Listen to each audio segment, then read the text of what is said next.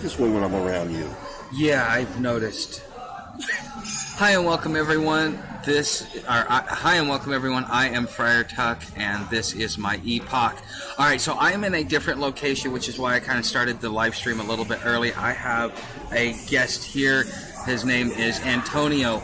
I've been teaching him some stuff about the digital economy, and I asked him to come and be a guest on this morning's live stream. So I hope that you guys enjoy it. We're sitting in a coffee shop that's a lot quieter, that has decent internet, and I'll talk a little bit more about that. But I can't really disclose where I'm at because they asked that, because I don't know anything about the channel, that I don't really say anything about the place because they don't want to deal with any positive or negative feedback that may come from the positions in which I hold. But before we get started, I would like to just kind of go ahead and introduce Anthony. Hi, Anthony. How are you? Sorry, Antonio. Sorry. It's still... I only got like 4 hours sleep last night. I understand. So... Anyways, Antonio, so you like to call it being transient. Absolutely. Okay. Why do you not like the word homeless? Because I'm not. But why? It has a negative connotation, and I don't deal with negative connotations. Okay, because you just want to be in the positive world. Yes. Okay. Well, that's your choice. Thank you. So, and you've been doing this for about, 2 months? 2 months, yes. 2 months. So kind of walk us through the experience. We don't need to know details. What we're trying to get is just some basics of the basic circumstances that brought you out here to put you in the situation and kind of what the experience has been like for you. We already know that everybody's jerks and stuff like that, but, just your overall experience and what it's like going from having all that stability, having a home, and then losing everything that you've had to be brought out here. Well, basically, I put myself second, and I put someone else first. Mm-hmm. A person that was supposed to be significant in my life. Okay. And because they had cancer, I chose to take care of them for the benefit of the children and the grandchildren, and the end result was I got stepped on and thrust out into the wide open. Okay, so your experience, you started out where? What do you mean started out? Where was the first place that, like, after you went outside, what city were you in? What state? California. Okay, what city? I was in San Luis Obispo. Okay, so it was at the LA area? No. Central. Okay, so that's closer to San Francisco? Yeah. Okay, so you're closer to the Silicon Valley. Okay. And so you made it from there all the way here to the greater Cincinnati area. Right, to start my travel channel. Okay, so you are starting the digital lifestyle. You were, and we'll talk about that here in a minute. I just kind of want to go through a progression because, this could happen to anybody with the Great Disposession that's coming, with the economic upheaval that's coming, the Fourth Industrial Revolution, the automation of the job site and stuff like that. So what did you do before? What kind of work did you do? Screenwriter. Okay, and so you're part of the screenwriter strike? Part of it. Okay, and so how has that affected you to bring you out here into this environment? Well, I've had to develop a different frame of mind for survival. I've learned a different set of survival skills. I'm a realist and an optimist. So I try to keep things on a positive tip. So what have you learned just in the last 2 months that if you were to give somebody else advice that they were coming out here for the first time and they had to get themselves acclimated, what are 3 pieces of advice that you would give somebody? Number 1, find out your life support systems, which is a place to stay, alternate places to stay, places to eat, and find out a means of keeping money in your pocket in spite of the circumstances. Okay, so even though you're out here, you still need to be able to make money. It's still. Do you think it's more expensive being out here or less expensive? Simplifying your life is less expensive, and it gives you a different viewpoint on life. But you still have to stay positive. It doesn't change the core person that you are. Mm-hmm. You know, you just have to adapt yourself, but don't lose your foundation. Okay, and so since being out here for the last couple of months and doing what you're doing, how have you been making money? I fortunately fell into a situation where there was a class on fatherhood that I've been taking for the last 8 weeks. I make a little money doing that. It's been brought to my attention that there's a plasma program that you can make like $500 a month doing, which I haven't implemented yet, but it's and there are restrictions to that because you can't let them know that you're homeless. 1, 2, you have to have ID and you have to have a verified local address, and without those 2 things, so by being a traveler, you have to figure out ways to be able to get that done. Now, one of the things that's happened to you, and this is very common out here, is you've lost your ID. How is it operating without your ID? It has its upside and downside. There are some places that will take you, that will allow you to have the creature comforts that you need in order to survive, and some places they won't. Fortunately, I've been associated with places that would, so it hasn't been that big of a damper.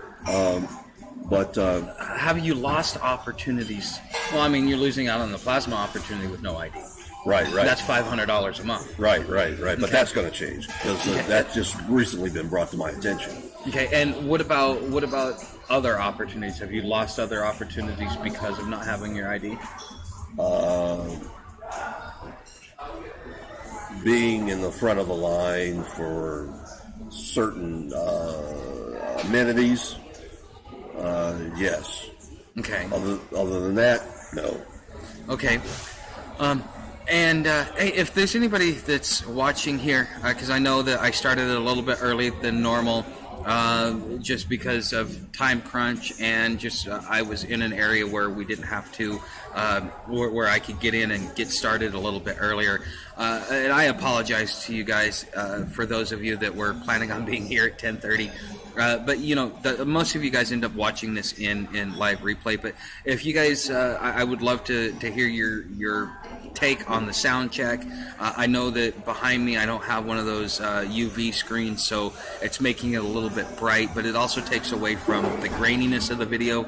But I just want to make sure that the sound is good enough, and it's pretty quiet here compared to the other coffee shops that I've been to. So anyways, all right, so now that we've gotten into what it's like being out here and stuff like that, we have been talking about the new economy, the digital platforms, and how to be able to how to maneuver it and how to work it. So in a brief explanation, if you were to tell somebody else about this, what would you tell them about the digital platforms and about being using the digital platforms? Yes. I would tell them to be how should I put it? Well, explain it like you were trying to tell me that this is something that I should do. Oh, well, basically, I had thought about I thought about entering the digital platform for maybe like the last 7 years. This situation kind of thrust me into it, which it was a good thing in a way, because I wondered how I could go about doing it, fortunately, I met you, and you helped facilitate it more, giving me different ideas. Okay. But what is it how is it going to help you reach your goals? Is it going to help you reach your goals? Kind of like, as far as your thinking that makes you think, oh, well, I need to do this. Well, with YouTube and TikTok, they have, in order to be monetized, you have a certain number of subscribers and followers that you have to have, and watched hours of the videos. Also, I think you brought out something about selling products and affiliate marketing. So I'm still becoming familiar with those things. And how hard is it to learn this? I mean, considering you come from a generation that wasn't raised on technology, how complicated is the process? Well, you have to assert yourself. You have to be acclimated mentally to have stick-to-itiveness in order to succeed. And you just have to do it.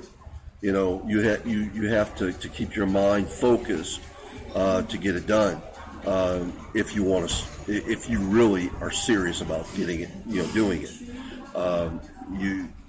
It's a day-to-day mental thing, doing the work, putting the content out there, creating. It just, okay. All right, so moving forward, what are 3 things that really attracts you to doing something like this? The freedom to move, and to make money. I don't need as much money, but the options. It's a different lifestyle, so there's options there, as we mentioned earlier. I had always thought about the digital nomad life for over the last maybe 10 years or so, 7 to 10 years. So meeting you has helped me to see the reality of it. Okay, so freedom is one thing. What is the next thing? Freedom, travel. Okay, well, that grows in with freedom. Okay. Time management. Okay, so being able to create your own schedule, especially being out here, it's Sure. a little rough because you got to run over here to this side of town to grab something to eat. Then you got to run over here to grab a bed. Then you got to run over here to get this service. And then you got to run over here to take care of this. And you only have so much time in a day, but yet you still have to make sure that you take care of yourself. Right. So does this give you, do you think that this will give you the freedom to do it, or like how is it going to give you the freedom to be able to maneuver this lifestyle? Well, you still have, you have certain times you have to be certain places, that you still have the freedom, but you still have to schedule things just like any other day, but it requires discipline. Okay, so all right, and what was the third thing? I think it gives you peace of mind. Peace of mind, how?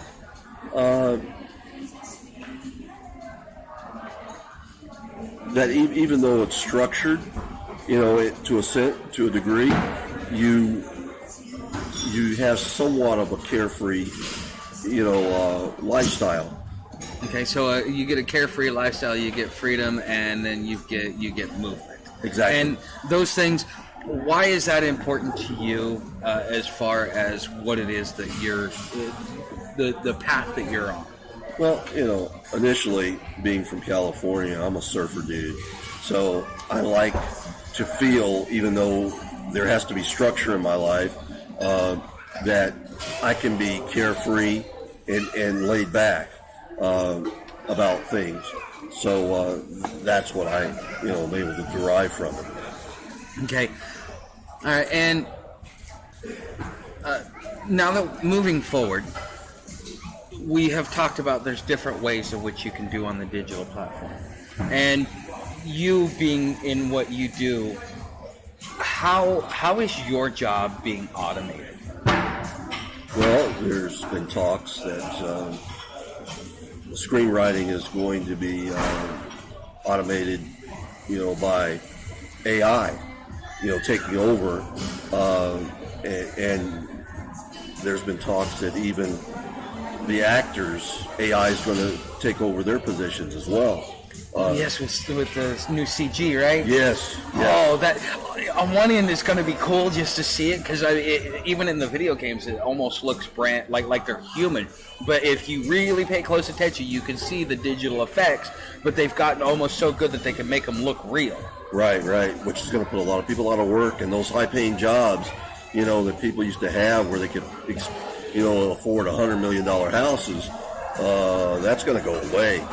I believe. But do those people really need to afford $100 million houses? I mean, there comes a point when you make so much money that it's not even really worth. It's stupid money. Well, but that's what they choose, and that's what if that's what a person wants, then I'm happy for them. I don't really need a house that much. I mean, 10 million's enough.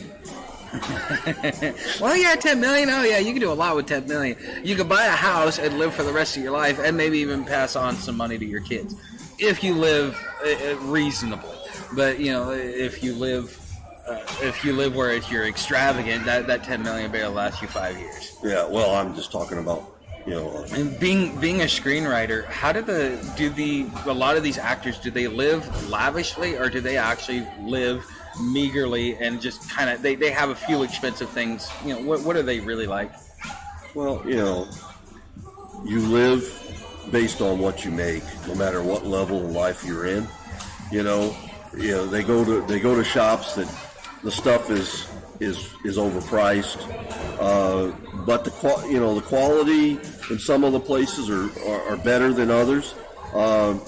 You get used to a certain lifestyle. But if things change, then you have to restructure yourself, your thinking and everything. Because you came from a different lifestyle where you were able to make money at what you did, and you were able to live comfortably and put your kids through college and stuff like that, and you were able to afford a lot of stuff. And then all of a sudden you go to having nothing. How does that affect you psychologically? Well, it doesn't. It's not a real downer. I bounce back real easily. Fortunately, at 13 years ago, I lived in Latin America, which gave me a different perspective on life. Things were slower there.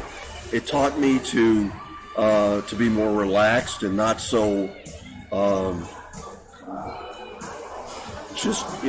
Go. Yeah. Typical American lifestyle. Yeah. I was, hurry here, hurry there, do this, do that.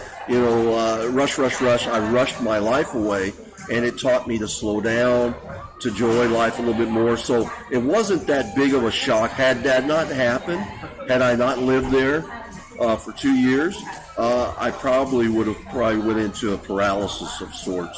But fortunately, I didn't. So how much of it, because the average person, so you've heard me talk about the bottom 30% of society getting dispossessed and coming out here. We're already starting to see the homeless population explode. Let's talk a little bit about what's going on over at the emergency shelter.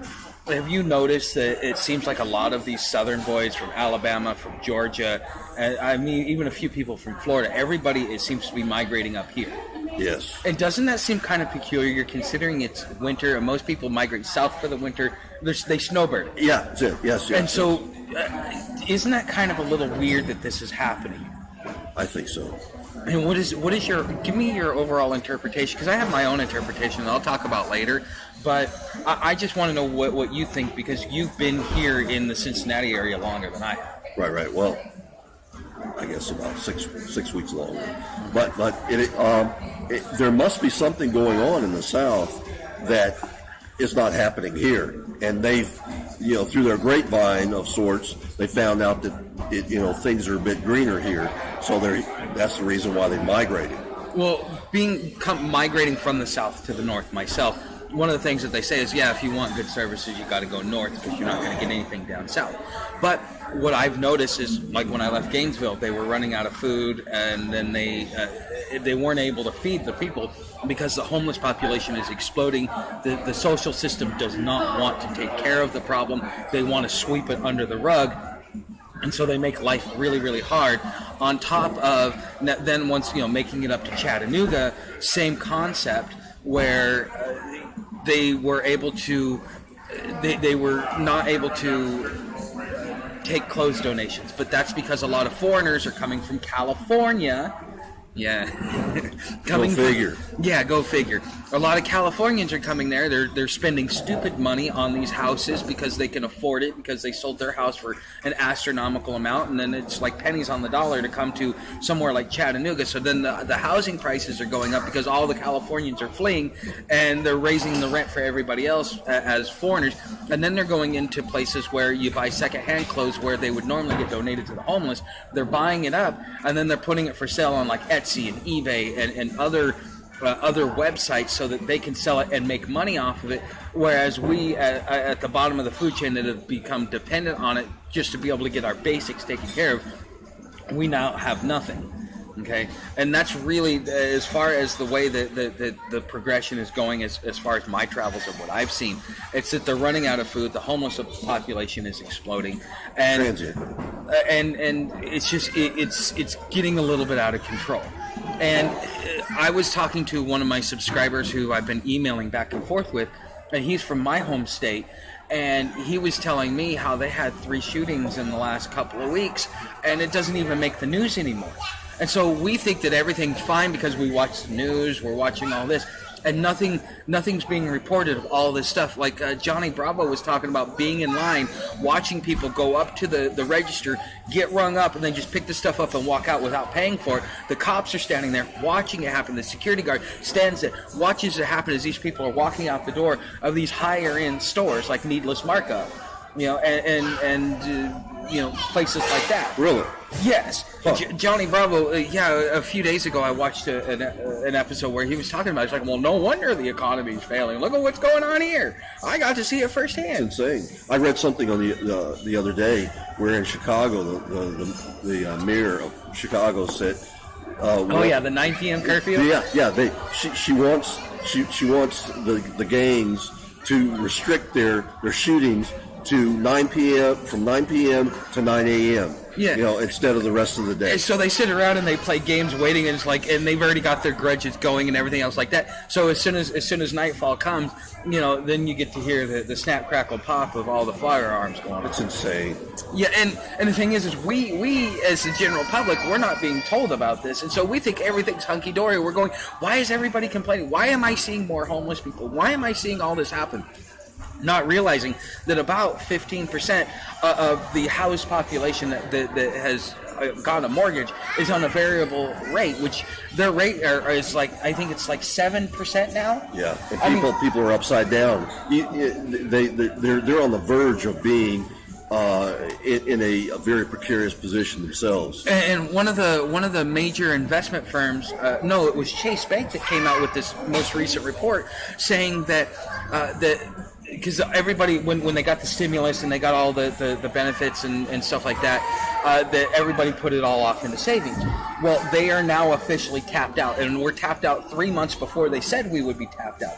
So now you got people that are living on credit card debt to pay their bills and stuff like that. And we're like, yesterday we went to a food bank to go get some food, and when I told you I saw a lady with an $8 coffee coming and getting free food, but yet she can afford an $8 coffee. Yeah, you were really appalled at the fact that she did that. Yeah, because it takes away from you and me who need that to be able to survive.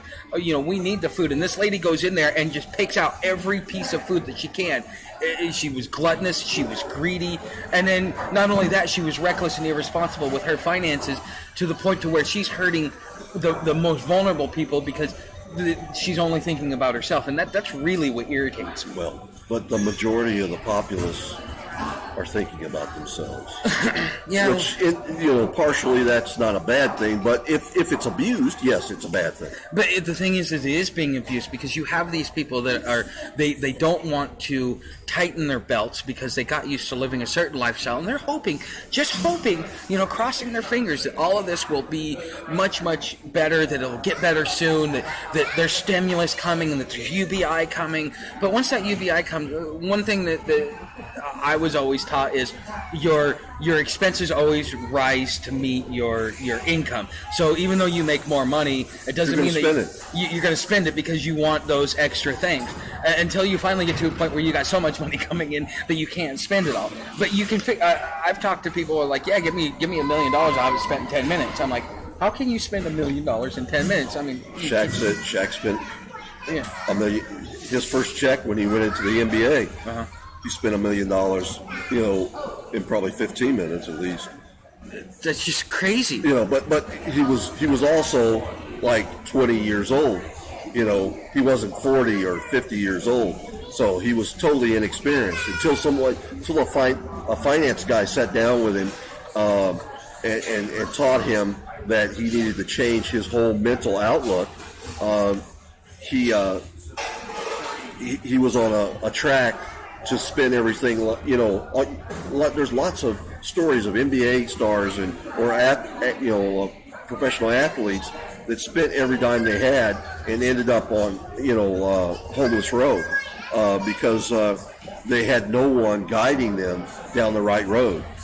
Okay, so with all of this coming down and seeing the homeless population explode, or at least they're migrating, how do you think that's going to affect us moving into the winter? Because you're here probably, you say, till most likely October. I'm here till at minimum spring, till I can get back on trail because I got to replace stuff and replace gear and stuff like that. But what, as far as how this is going to affect us, like getting into the shelter now, only Kentucky IDs. Well, Kentucky ID has Kentucky people with Kentucky IDs have priority, so they go first. Then the work, the people that are in the work program, which there's 26 beds that are reserved for them automatically, and then after that, if you're from out of state, then you come second, or actually third. It behooves a person to have a Kentucky ID so that they know that they're going to receive a bed. Okay, and then like you and I, we have out-of-state ID, and so how hard has it been for you to get a bed? Because I'm trying as hard as possible not to stay there. Well, the thing is that you have to be there early, and you have to be as close to the front of the line for the ones that are going to get in, to be able to receive a bed after the last person that has a Kentucky ID. And plus, and the reason that is because, if someone comes in later on in the night, that has a Kentucky ID, that someone is going to have to go. Have they actually been booting people like that? Yes, it's set up that way. If a worker comes, or if someone has a Kentucky ID, because of the structure, the governmental structure, they take priority. So somebody has to go. On one hand, I get it. It makes sense. You take care of your population. Right. But on the other hand, you got a bed, you're in the middle of the night, and then, you got to leave. We got somebody with a Kentucky ID. And this is some strung-out junkie who just got done partying and wanted to come in and sleep. It's not their fault. It's the government structure. The people that run the place, they don't want to do it, but they're receiving heat from the hierarchy within the political system to do it. And if they don't, their funding dries up. So they have to fall in line. Yeah, we heard the lady last night. They were starting to tell people before they even started lining up for beds. They were telling people, "Sorry, we don't have beds. We're full. We're at capacity." Yeah, and she didn't want to say that, but she had to alert people. Listen, if you don't have a Kentucky ID, you need to find another place to stay because there's. She said there's 26 beds for the people in the work program. And then there's people that have Kentucky ID, and then there's whoever that has out-of-state ID. So if you have out-of-state ID, you need to go someplace else now. Yes, and in order to get into the work And program... that was at 3 o'clock. So from what I've gathered, because I've been doing some research into it, because they won't let me into any of the work programs, because you have to go to a brick and mortar, have a W-2 pay stub. They won't actually let you work for yourself. Okay, and with that being said, so you have to have a W-2 pay stub. You have to have 2 pay stubs. So at that point in time, I've got 2 pay stubs. What do I need a shelter for? Really, I can go get you give me 2 pay stubs, I can go get myself into a room. I've done it before. It's not that hard. Even at $700 a month to rent a room in a house, you just say, hey, look, let me work out a pay structure. I just got a job, da, da, da. And there are landlords out there that will work with you. Right, so right. at that point in time, having 2 pay stubs, what do I need the shelter for? And not only that, you have to have Kentucky ID. Even if you have a job but you don't have Kentucky ID, they will not put you in the work program. Yeah. How I prefer to call it the home for forgotten men. the home for forgotten men. Okay, that's a good one there. But I mean, this is it just me that thinks that this is stupid, or are you in agreement with a lot of this stuff? And like, what are some of the stupid things that you see that happen within the bureaucracy? I'm glad you said that, because that's my frame of thought. It's all bureaucracy. Well, I mean, the structure itself.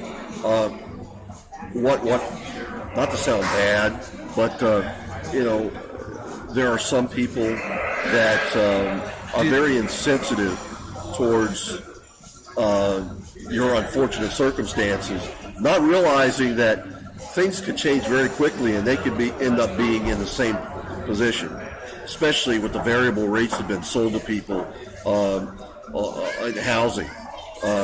You look at Sylvester Stallone. He has a $100 million milestone around his neck. He's trying to sell his house, and how many people can afford a $100 million house? He's trying to get rid of it.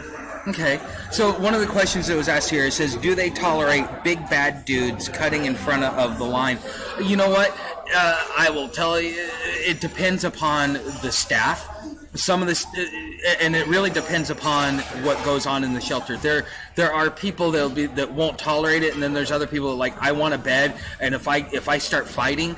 And so there is some sort of order, but the order is, well, if you decide to be disruptive, then you will lose your place. So the big bad dudes cutting in line, that happens before the doors open. Tolerated. No, I see it all the time. You see, like, especially these dope dealers, they'll come walk right up to the front of the line, and everybody does it because that's their dealer. They don't want to disrupt him because they might lose. They might not get the same deal that they got, and so he just moseys his way up because it's just too inconvenient for him to wait at the back of the line like everybody else. Yeah, so, but if you get some lady that's running the place, she'll send him packing. I haven't seen that happen. I've seen a couple. Oh, okay. Many times. So again, it depends upon staff and it depends upon what's going on.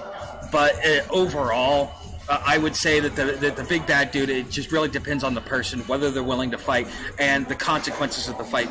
You got to realize the way that our laws are formed, and this started in Oregon, and you probably have heard the nanny state, but essentially in Oregon, where I'm from, and this is part of the broken window laws that they implemented, is that if you get into a fight, it's a misdemeanor. If you get into a second fight, it's a misdemeanor, and I think like 9 months to a year in jail. But if you get into a third fight, that means 2 guys go fisticuffs and they want to settle a difference. They're not using weapons, just a fist fight. Then those people spend 5 years in prison, and they now have a felony and can never get a place or a job because they are now considered a violent criminal. Because in the state of Oregon, they won't allow you to defend yourself. What ends up happening is they tell you if somebody breaks into your house, you are supposed to exit the house, go to a safe spot, call the police, and wait for them to show up an hour, 2, 3 hours later. And then they're not going to do anything because it's already ex post facto. So that's the reason why they call it Oregon. You know what? Yeah. Oh, well, Californication. Yeah. Yeah. All right, touche. But it just, with the way that the laws are, is you're not even allowed to get into a fight. And if you get into a fight, or get into a scuff. This is why I walked out of the emergency shelter to begin with. Was a guy comes in at about 11 o'clock at night, flips on the light. There's 20 of us in there, and wakes us all up. And we're just, because he's in the work program, he's able to do whatever he wants, right? So after he gets fed first too. I don't care. I don't really, but I just thought that was just an interesting note, because I had a little guy come up and say, "Now you know better. We always get in line first for food." Yeah, so now all of a sudden it becomes class warfare. Yeah. Well, status. It doesn't matter what form of life you're in. There's always a status quo. Okay. So you have all of that, happening, and then the thing is all I said was, is what the hell, man? Because it's 11 o'clock at night. It's the third time I've been woken up in like an hour since they shut off the lights. And I go outside, I have a cigarette, and then I come back in, and now the guy's running his mouth. And then not only that, staff gets behind him and starts running. If he wants to turn on the light at 3 o'clock in the morning and wake everybody up, he can't. He My personal favorite is when they come in every hour and do bed check, like you're in a facility for the. Oh yeah, and then you're not supposed to eat in the rooms, but every room I've been in since there's been drinks and there's been food. People circumvent the rules. They push the envelope as much as they can, even though there's cameras in there. And there was one lady, she's since quit. She used to come and try to catch them so she could throw them out. Well, I mean, rightfully so. Sure. What the whole reason is because of bed bugs and cockroaches. Right. Who wants to sleep with bed bugs and cockroaches? I understand. I don't eat in the room. I don't drink in the room. Yeah, me either. But the thing is, I see people do it. I had one guy keep me up. I actually went and I complained. I said, look, man, this guy's sitting here. He's taking his bag of chips and just, he's trying to be as loud and obnoxious as possible.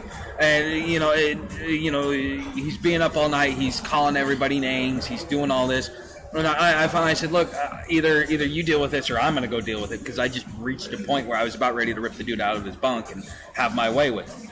And as a pacifist, to push me to that point, it's pretty bad. My personal favorite is the guy I shared a room with for the first time this week. I knew he had an attitude from the first time I met him. He walks in the room. I just had woke up because I went to sleep as soon as I entered the room after dinner, and he comes in, he says, "Something stinks." He says, "Dude, your breath stinks." What's he doing? Sniffing me? No, it's the thing is that goes right back to status symbol. You don't take a shower, you're beneath me. You stink, so therefore you're beneath me. It's just a way for them to goat you, because that's kind of what the guy was doing with me, and I'm like, I ain't tolerating this. You may be down in the mud, but it doesn't mean you need to wallow in it. So I Am Brew asked another question: must you be vaccinated for COVID to get in? No. That's if they're not anal like that, No, but they were at one point in time. It was before me. Well, yeah, because they've since lifted the whole mandate, because we're moving into a war footing, and we can't have lockdowns in a war footing. And you and I both know that mandates are not laws; they're corporate administrative policies, and they have no weight. Yeah, I mean, it is what it is. But what's as far as the vaccine? No, you don't need to get one. Now, if you feel just because YouTube is going to do what YouTube does, if you feel the need to get a vaccine, go talk to your doctor. Go talk to your doctor. It's your prerogative. Go talk to your doctor and have that discussion with them. I'm not a medical professional. I do not have the ability to tell you to get it or not to get it. It's your choice. It's a personal choice. Those of you that keep asking me if I'm vaccinated, no, I'm not, and nor will I ever. And because I've done my research and I've looked at certain things now. I've talked with other people that have contradicted that research, but I don't really want to get into it just because of the way YouTube feels about it. So seek out a medical professional and get their advice, because neither of us are medical professionals. Absolutely not. Yeah, nor can we advise you on that. That's between you and your medical provider, and if it will benefit you, then go ahead and get it. If not, don't get it. Choice. It's a personal choice. Okay, so therefore we've circumvented the I have. That's how I got my first warning. Oh, sorry. Yeah. So Well, no, somebody asked, and the thing is they do watch the video, so that Right. I can dispute it if they do try and do something. You But I gotta got to cover be yourself. careful about. We call it the cough on YouTube. Cough, cough. Yes, you can't call it what it is. You got to call it the cough. Okay, yabba dabba dabba doo. Okay, so we've talked about a lot of things. It looks like you guys have had quite a few questions. You guys know how to help out the channel. Become a subscriber. Trying to reach 5,000 subscribers. If you already are a subscriber, hit that notification bell so you know whenever I go live or whenever I upload a video. I've got a video coming out on Tuesday. Now you got to pre-screen it. What did you think of the video? I thought it was great. Okay, It was very informative. It taught the basics on how to start your life as a digital nomad. It covered the questions that I asked myself about so many people that were traveling the globe and enjoying themselves in the digital nomad life. So I think that video is invaluable. I recommend that everyone view that video at least 3 times, because and even more if at all possible to get. Why 3 times? Well, the power of 3, man. The power of 3 is an awesome thing. Okay, all right, I'll give you that one. I mean, you don't need to watch it 3 times. If you do, great. That works for me. But what it's really talking about is, as we've talked about, him being a screenwriter and what's going on with the housing market, what's going on with the economy, what's going on with everything becoming automated. In the future, if you are not able to support, administer, or design or maintain the advanced infrastructure that we're moving into over the next, let's say, 3 to 5 years, then you're going to be left without a job. You're going to be out here with us. And, stop by, say hi. Hey, Tuck, I love watching your videos. You're more than welcome to stop me on the street and say hi. I'm always tickled pink by it. However, if you want to avoid that and be able to either make a side hustle, make extra income, learn new skills, keep yourself relevant in the workforce, because you don't know whether or not your job's going to be automated.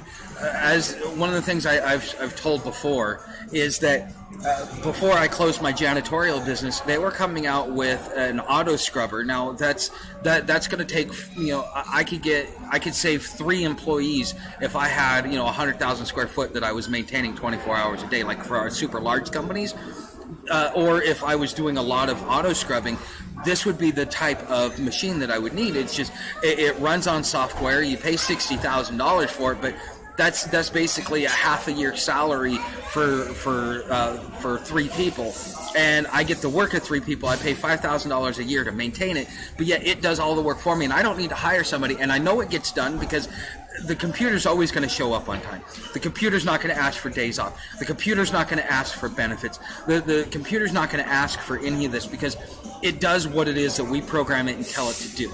And so as companies see that as a benefit, especially as we have a whole generation of workers aging out of the workforce, your generation, with you guys aging out, that is part of what's causing this whole crunch with everybody, because all the skilled workers, you guys had so much skills that never really got passed on, that the next generation of workers is already 2 steps behind where you guys were, because most of the stuff that you guys invented, we're still working with, and we're trying to invent our own. But just the progression is kind of screwing it all up. The nice thing about being a digital nomad is you can be like Don Rickles and continue to work, well into your 90s. Yeah, and you're gonna have to figure this out. And this channel, we talk about homelessness. We talk about being a nomad. You guys have seen me travel all the way from Florida all the way up here to Ohio. If you've been with me for the last almost a year or a little over a year, you guys have seen all of this from me. And you've got to see me do on bike. You got to see me do it on trail. You've got to see me. You've got to see me on Greyhound. And so I've used the different modes of transportation. I've been nomadic, looking for a place to be able to call home a place that I actually want to stay at. And I feel like I just got lucky because I think that right now that other shoe is about to drop, and come in the next 2 to 3 months, we're going to really start to see the effects of what's been going on for the last couple of years. And I think that as a society, we're really going to see an explosion of homelessness. I think it's going to become a crisis, and there's going to be such a drain on resources that by the time sometime next year comes, the government, in order to be able to keep peace, because right now the federal government's main duty, obligation, responsibility, and goal is to keep us as a peaceful people. They do not want us rioting in the streets like what we're seeing in Europe and what we're seeing in the Middle East and what we're seeing in Persia. They don't want us starving to death, because then, again, we'll be rioting in the streets. So it is, if in order to get to a war, and we learned this from Vietnam, in order to get to a war, to deal with what we're dealing with Russia and Ukraine and China, we are going to have to be at peace at home. So they're going to do whatever they can to keep the peace, which is probably why they're not prosecuting people, because just especially after the whole George Floyd thing, the whole country erupted. And it wasn't really the country, it was outside forces instigating the unrest through fifth generation warfare that was doing this. And maybe some of it might have been internal from one of the alphabet agencies, but we don't know, because it'll be 20 years before we find out when it gets declassified. Sure. And the thing is they have to keep us at peace. And so they're going to they're not trying to rock the boat too much, because as a country we're moving towards a war footing. If not this November, definitely. I can't be certain, because I'm not in the upper echelons of the power state. But according to Meyer, the next World War will start in November, and in 3 years, 11 months later, in October. And it will start out with a couple of years of kinetic warfare before it actually becomes, you start having possible nuclear and biological and chemical exchanges. Okay, so this is something that, me as a person, I am planning for, and I've kind of been trying to get myself in the right position, get all my ducks in a row, so that I can actually gotta keep the heavy armed working class man in peace. Yes, you're right, because that's why they're trying to get the guns to go away, is because the less we have the ability to push back, the more they have the ability to take control. And in their psychosis and their corruption, or whatever it is that we want to call it, in that state, our politicians and our leaders, they want to be able to keep doing what they're doing unchecked. And the whole reason why our founding fathers, they took it from Switzerland, the Second Amendment, is that the people, this is our way of keeping the government in check. But instead of keeping the government in check, we're being reckless and we're being irresponsible with it, and we're going out and we're giving them ammunition, we're giving them reasons to be able to take that away from us. Now, I'm not a gun owner. I won't own a gun for my own reasons, but I totally agree with, believe in, and support anybody's right to be able to own their own weapon for self-defense, or for hunting, or whatever it is that it may be. Me personally, I'm not going to own a gun, but I totally support your right to. But also at the same time, I expect you to be super responsible with it. Most of your gun owners are responsible with it. There are a few that are just a couple of loose cannons. I would never put a weapon in their hand. But for the most part, gun owners are probably some of the most responsible and upstanding people that you will meet, and they are very responsible. It's those that are owning it illegally that are the problem, and they're making it hard for the 90% that actually follow the rules. But they're also using that as a way to prevent that 10% from actually turning against the power establishment, because there's something, it's called critical mass. And what critical mass is 3%. Every civil war, every uprising, every coup, any type of societal change only requires 3% which is what they call critical mass. Once you reach 3% support for anything, then all of a sudden it becomes a snowball effect. The American Revolution only had 3% participation. The Arab Spring only had 3% participation. So when you have 10% out of 100% that are being reckless or irresponsible, owning it illegally, well, that is already past critical mass, and that is really what the government is afraid of. And so you gotta understand it from that perspective. Makes sense. Okay, you have anything to add to that? Well, I would just say that people need to be prepared for the unexpected, and realize that if they are thrust into the how should I put it, the great unknown, that they will be treated much like the old adage from Rodney Dangerfield.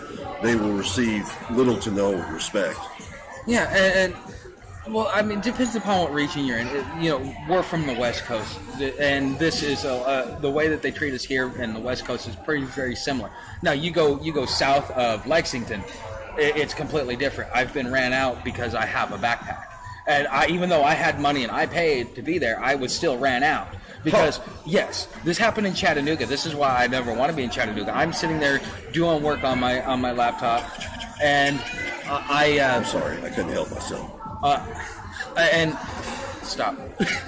And we were sitting there. I'd spent my $100 there to get my free coffee, my free $5 coffee, and so that was the day in which the owner comes up to me. Oh, I'm losing money on you. You need to leave.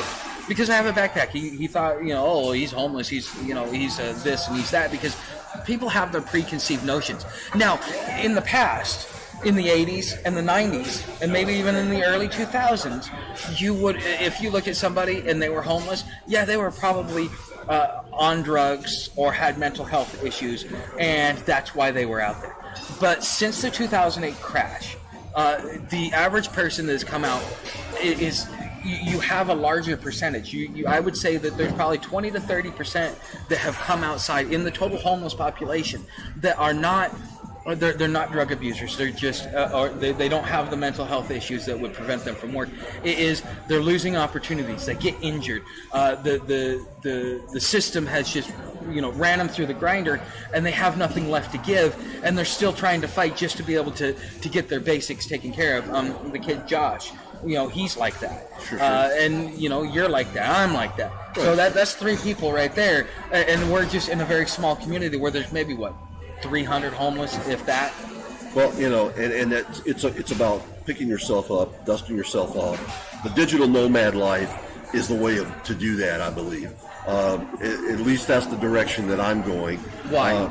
Well, because I believe that it will help to restructure, my socioeconomic position within our society. Okay, so you think that you'll be able to regain the status in which you had because You're taking your skill set that you've been using for years, and now you're just freelancing with it. Pretty much. Okay, now for people, a lot of the skills you got to see what was on Fiverr, what was on Upwork. Some of those gigs you would have never expected, right? No. Yeah. Not at all. Like appointment setting or be your personal secretary. Apparently there's this new trending thing. I will be your friend. Yes. People want their digital friends, and they're paying for it. There's a new trend. Yeah. The thing is as Project Venus. You ever heard of it? No. You ever watched not Kymatica? I forget the documentary. It's a 3-parter. It was really big in 2008. Zeitgeist. Nope, never had. Oh, you've never watched Zeitgeist? No. Oh, you should definitely watch Zeitgeist. In the second one, he talks about the Venus Project, and I think the guy's name is like Peter Joseph or something like that. And he was talking about, and he's been working on this to create a new society since since like the 50s or 60s. Uh-huh. And what it is it's a resource-based economy. Because of our ability to get into advanced robotics and advanced circuitry, miniaturization, and all that stuff. Is that along the lines of the George Orwell deal of 1984? No. What it is tomatoes, they have value because it's a resource. Everything has a value because it's a resource. That makes Your sense. machines, we will get to a point where our machines will be able to do all of our work. So you and I will have the opportunity to have a better quality of life because we're focused on our existence and on developing ourselves versus going and doing menial tasks just to be able to make money so that we can put a roof over our head. Yeah. Stop it. Okay. I'm sorry. You got to. Okay. I'm sorry. Forgive me. Okay. So, all right, guys. Anyways, so just with that going on, I mean, this is kind of the path that we're on in a really twisted 1984 path to that. Okay, but that essentially, if we move to something like that is a resource-based economy where we have robotics and everybody else doing everything for us, then what ends up happening is that the average individual will have an opportunity to really like focus on what it is. Okay, so in I think the 90s they did a study in Canada where they gave everybody universal basic income, and they thought, oh yeah, I'll just make a bunch of lazy people. No.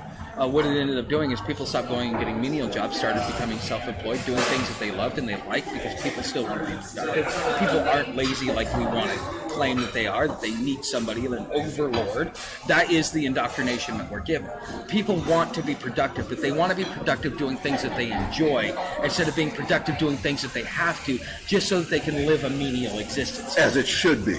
Yes, but that is a lot of what the Venus Project is about. That is a lot of what universal basic income is about. That is the trend that we're moving towards. But the amount of disruption in the apocalyptic future that we have to get there is going to be long, drawn out, and painful.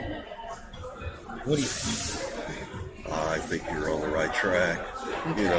And that's why people need to be aware of it and to make those revisions in their life to prepare for it. If not, then they could be in a very, very bad way. Okay. All right. Well, we're going to go ahead and wrap it up because we're getting to that hour mark. You guys know how to help the channel. Like, subscribe, share, become a member of Patreon, all that stuff. The links are down in the description. You guys know how to help the channel. You've been here long enough. And if you're a new subscriber, welcome to the family. Every once in a while, I'm going to do an interview with somebody, just to be able to drive home a point that I've been working at. And if anybody has any questions before I close out, we'll go ahead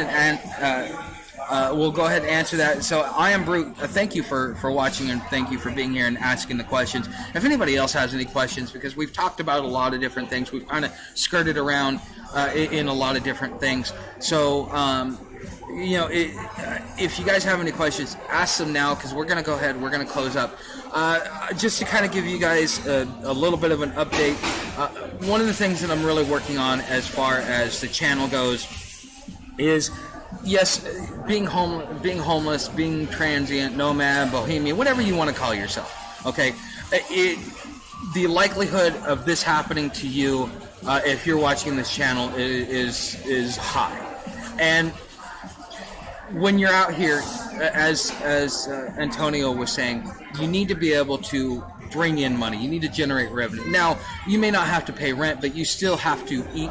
You still have to be productive. You still have to do all kinds of different things. Okay? And when that happens, you need to be able to have skills. And when you're out here, unless something changes over the next few months to few years, when you're out here living the lifestyle that I'm living, you're discriminated against, whether it be by employers, whether it be by whoever it is. There are plenty of people that find it better to discriminate because it makes them feel above you, and again, it goes back to class warfare. It's an ego issue. It's a lot of different things. but you are going to need to be able to figure out a way to make money. And so there are a lot of free things that are being offered, and you could either have a hand up or a handout. Now, anything can be a handout, and anything can be a hand up. It just depends upon how you use it. You get a free tablet, a lot of these people, they're just going to sit around and watch movies, or they're going to go out and they're going to sell it so that they can make money, or they're going to have it so that they can check their Facebook and stuff like that, and they're not going to do anything productive with it. What I'm trying to do is teach you to take the tools and the materials that you're given on a annual basis, I guess, to turn it and leverage it into a way to be able to support yourself. Whether you make menial money so that you as an individual can at least have a decent meal from time to time, so that you as an individual can maybe go see a movie from time to time, or be able to pay for a bus to go do things, or to pay for a P.O. box to do things. Those are things in which you need to be able to make money. And what I wanted to do, and what I'm trying to do, and what I'm doing over the next few weeks is I'm taking some time to kind of go over the digital platform, what I like to call the new economy.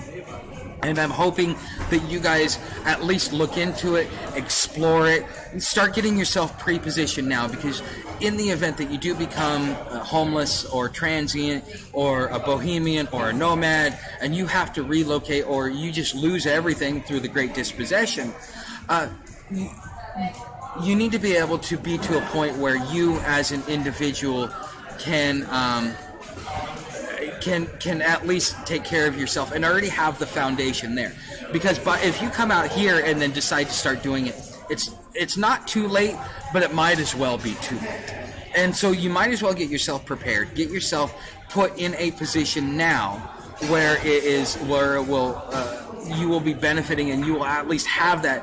And it might be the difference between keeping a roof over your head and losing the roof over your head just because of inflation, high cost of living, this and that and the other, and the whole 9 yards.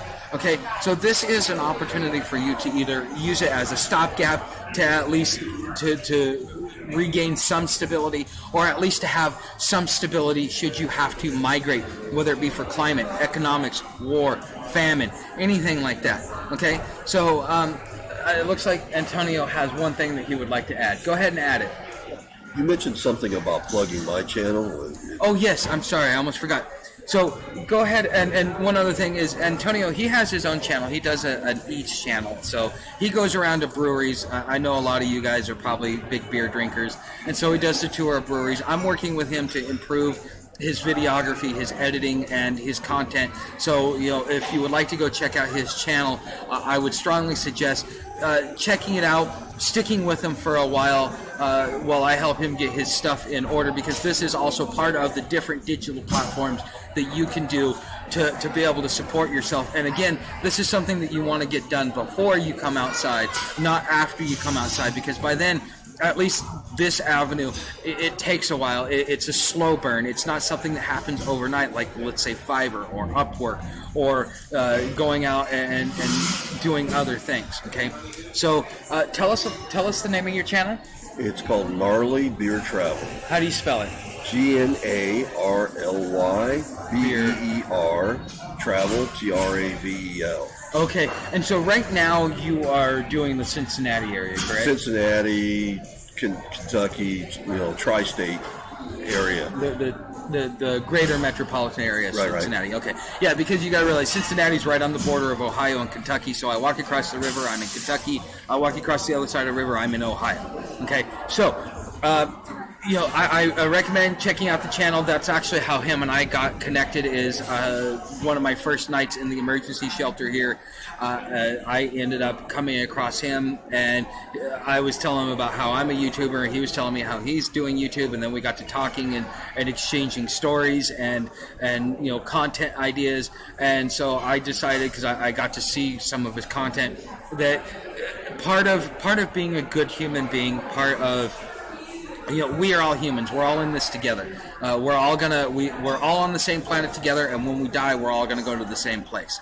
It's up to you to decide what that same place is for you. I'm not gonna get into the whole religious thing, because you guys that have been following me for a while know that I'm non-religious. I don't believe in heaven or hell or anything else like that. So, headed back to the beginning. Wanted to say hi and great. Okay. For some reason, this heart is let's see. Okay. Well. All right. Well, Jeremy, thank you for saying hi. I hope you get value over it. Thank you for watching. But again, we are all humans. We're all live on the same planet. We all have to survive. We all have to live. We all have to go through all this. We're all in this together, from beginning to end, to starting all over again. And so, treating your fellow man the way that you would want to be treated is important. You guys, there's an old video that I put out, if you really want to go watch it, called The Law of Oneness. It kind of talks about my thoughts on how all this works. But we are all one. And so I treat him the way I want to be treated. At least I try to. I'm not the best at it. And, because when I treat him, the way I treat him is the way I treat myself. The way I act towards him and the way I view him is the way I view myself. Because what we're doing is we're really looking at a reflection of the things that we like and dislike about ourselves we see in other people. And that's either what attracts us or pushes us away, because we either like or dislike those traits in ourselves. And again, that goes right back to the law of oneness. But Antonio, thank you for joining me as my guest. This is your first live stream? Absolutely. Okay. What did you learn from being a live stream, since I showed you a little bit of this? I find it to be fascinating. I really enjoyed myself. This is not something I normally do, obviously, but the camaraderie that we developed over the short time that we have has led to this, and I thought it was fun. Okay. Well, thank you for participating. Thank you for helping. And thank you guys for becoming subscribers. And if you leave a tip in my tip jar, or a thank you, or whatever it is that you live, or even just a comment, everything helps me in one way or another. So anything that you guys have done to help the channel in one form or fashion, whether it's being a subscriber, hitting that notification bell, leaving a comment, leaving something in the tip jar, I want to say thank you in advance, and I will see you in the next live stream. Now, I think I like this place, so I'm going to probably go back to doing it at 10 o'clock. And I'm going to go back and re-listen to the video and see if the background noise is bad, because I don't have any filters on right now. But we're going to check it out. We're going to see how it is, and if it's good, I may be coming back here on a regular basis. Otherwise, next week I will be over in the library in Cincinnati, and I will be there at about 10:30. Hi, Kristen. Thank you for joining. I'm glad that you're watching, and go back to the beginning. We talked about a lot of stuff, and we talked about a lot of things that are going on, and I think that you might find some value in it. But again, guys, thank you for watching, and I will see you next week in the live stream. Keep an eye out for it. I usually try and send a notification out the day before to let you know what time I'm going to do it, and I will see you guys next week. Thanks for watching. Mahalo.